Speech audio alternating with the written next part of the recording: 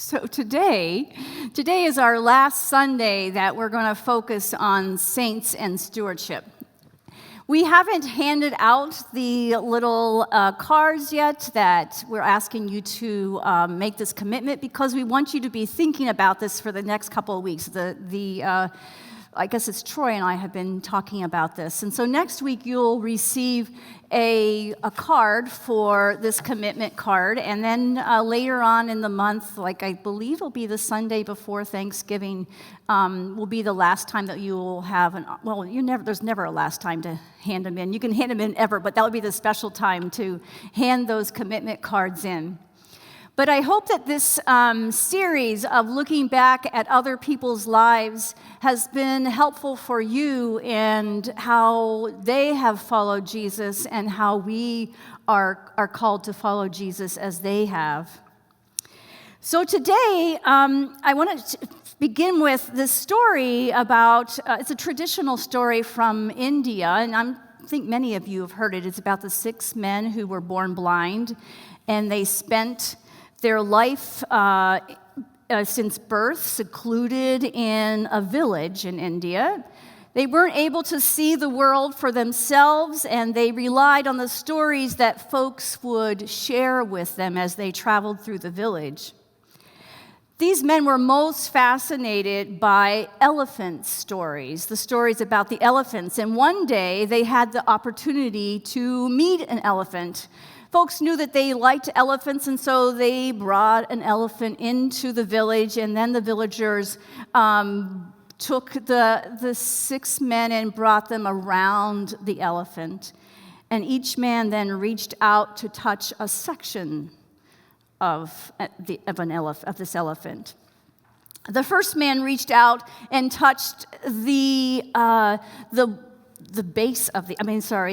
side of the elephant, and just gave it a nice pat and said, "Wow, this elephant is smooth and solid like a wall.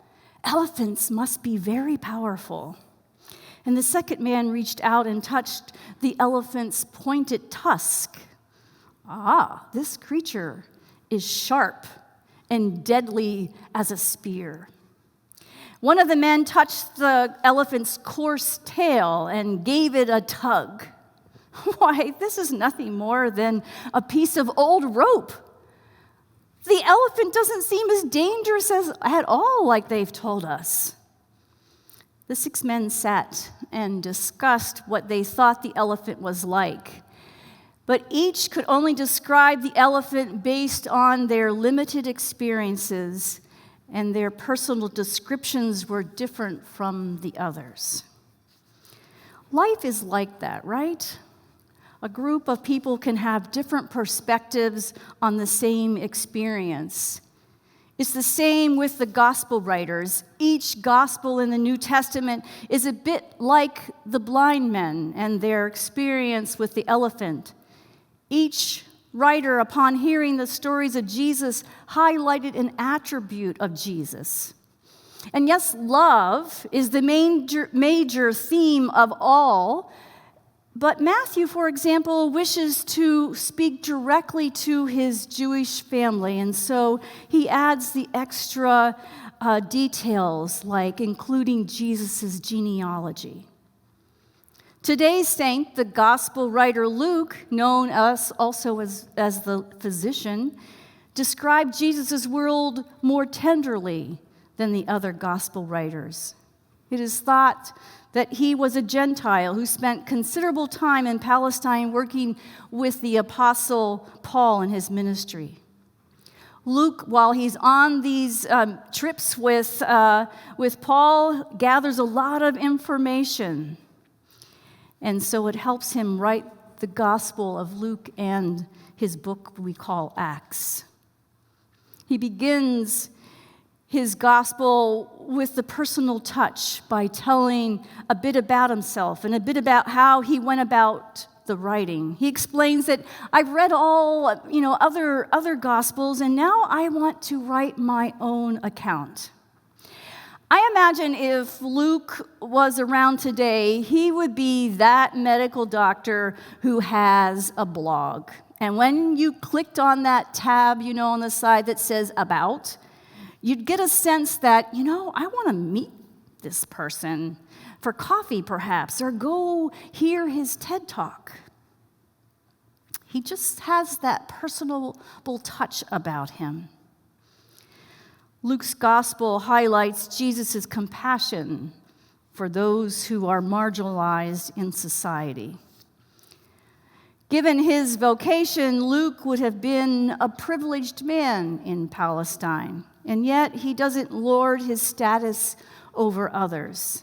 He writes a gospel that opens a table of grace, where all are on the same level, where all are valued around the table. Luke's gospel shows us in an upside-down kingdom, if you would, rather than a hierarchy. And through the stories Luke includes in his gospels, we understand Jesus' desire to make life a level plane where everyone has opportunity to use their gifts and explore who God created them to be. He includes stories how Jesus carried out his mission to flip society's oppressive systems and lift up the forgotten, the overlooked, and the rejected. Stories of healing the sick and stories of Jesus welcoming and raising up the poor. Stories of Jesus welcoming and including the stranger, the foreigner, freeing the oppressed and giving sight to those whose hearts are closed. Women, the poor, those with diseases such as leprosy, and foreigners like Samaritans are all valued in receiving care and love for Jesus in Luke's gospel. Luke makes sure that when we read his gospel that we are aware of Jesus' compassion and Jesus' generous love. Bible historians describe Luke as generous. And it was because of Luke's value of generosity that he made sure that we read this gospel of Jesus' generous acts. How that when we receive God's love, that we can be changed, that we will be changed, and that we too then become generous. Perhaps the story that shows just how important and how life-changing generosity can be is the story that we heard read this morning, the story of Zacchaeus. And it is only found in Luke's gospel. Zacchaeus, as we all know, is a tax collector. He has been stealing from his own people. He's been colluding with the ruling government, the Romans. He's not only collecting taxes that the Romans have imposed on the Jewish folks, but he is exploiting that position by demanding payment above and beyond what is actually owed. Now, most of these tax collectors did this. It is why the religious leaders called tax collectors sinners. Like most tax collectors, Zacchaeus was caught up in the system, in this oppressive system. And it's difficult to get out of a system that rewards you by encouraging you to make more, even if it is oppressive. So Zacchaeus is not only a man of privilege, he was a man who chose to use his privilege for his own gain. He took advantage of others so that he could retain and grow his wealth and power. What a contrast Zacchaeus is to Luke, who used his privilege as a doctor in that society to make it clear that God's grace was available to all, and that all are valued. Now, we don't know what motivated Zacchaeus to see Jesus that day. Perhaps he heard that Jesus associated with tax collectors, and so Jesus was safe. But that day, Zacchaeus runs and climbs up into a tree because he's not attempting to be seen by Jesus. He just wants to observe Jesus from a distance. He definitely wasn't seeking out to have a meaningful encounter with him. Zacchaeus' spot up in a tree seemed to be safe enough until it wasn't. As Jesus is going through the town, stopped right under the spot where Zacchaeus was perched. And he looks up at Zacchaeus and invites him to Zacchaeus' home. It's as if Jesus had been seeking him out. Unfortunately, Zacchaeus is just a sightseer, an observer, but now he is the center of everyone's attention, especially the center of Jesus' attention. What I like about this story, how Luke put it, is that the transformation in Zacchaeus seemed to happen immediately. He's happy to welcome Jesus. He accepts the invitation to extend hospitality. He jumps right down from his perch in the tree. Generosity in action is transformative. Jesus generously extended love to Zacchaeus, and Zacchaeus is changed. And yes, Jesus got pushback because generosity given to those who are outside of the accepted circle will get you pushback. Luke tells us that the crowd grumbled. The folks in the crowd were bitter and resented tax collectors, especially the boss of the tax collectors. I imagine someone may have even sneered out loud, "Cheap grace." But there's more to the story. Luke doesn't stop there. He tells the rest of the story. Zacchaeus, who was once lost, hiding in a tree and trapped in a life that alienated him from the folks in his neighborhood, is now free to love generously. And yes, if he hadn't been in the occupation that he was in or stole all that money, he wouldn't have needed to make these reparations. But the fact was, he did do all those things. And he doesn't just pay back the amount that he owes to those folks that he defrauded. He makes things right by blessing his victims in a tangible way. He just lavishes them with more. Zacchaeus' wholeness is connected to all the people of Jericho. They all flourish.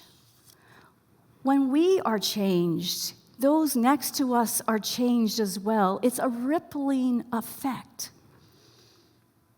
What does the story in Luke have to do with us today? Now, I pretty much doubt, I'll scan the group here, if any one of us would compare ourselves to Zacchaeus. And yet, perhaps, each of us needs to guard ourselves from harming others with our privilege. Legally, Zacchaeus didn't need to give anything back, nor even admit to doing wrong. But it was his experience of receiving Christ's unconditional love that enabled him to be freed from the grip of entitlement.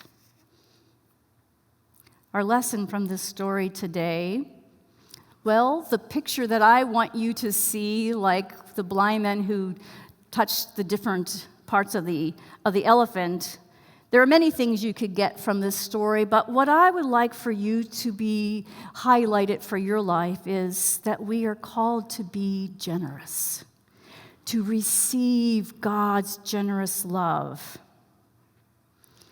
Generosity is a sign or a fruit of the Spirit, a sign that God's love is within you and growing within you. That generosity, when you are allowing God's love to grow within you, you have this big-heartedness as a person. It's not saved for just certain people, like my Aunt Sarah. It's for everyone. Folks who are generous are grounded in an abundance mentality, not a scarcity mentality. They know that the Lord is their shepherd, and because of that, they have all that they need. As we live from the love of God and in the Spirit, our lives become unselfish, and we express our love for God in sharing generously our time, our knowledge, our talents, and our wealth to those in need. Generosity becomes a way of being, a way of life. God's love is not dependent upon our generosity. Quite the opposite. It's God's abundant, free love that makes generosity possible. So, my friends, just as Jesus noticed, valued, and loved Zacchaeus while he was attempting to stay far away from Zacchaeus, Jesus notices you, notices me. Jesus notices each of us and loves us. And like he did with Zacchaeus, Jesus wants to join us. Well, it sounds like Jesus will join us, right? Hey, I'm coming to your house. Jesus joins us in fellowship. My prayer for each of us is that as we grow in Christ, that our family and our friends, when they meet us, like the 6 blind men met the elephant, when they meet us, they will go, they are generous. That must be how God is. Generous. Amen.